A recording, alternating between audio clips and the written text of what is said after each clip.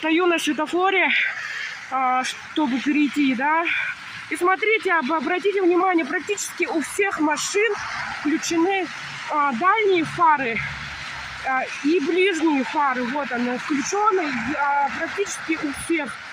И можно отличить местного, получается, водителя или приезжего.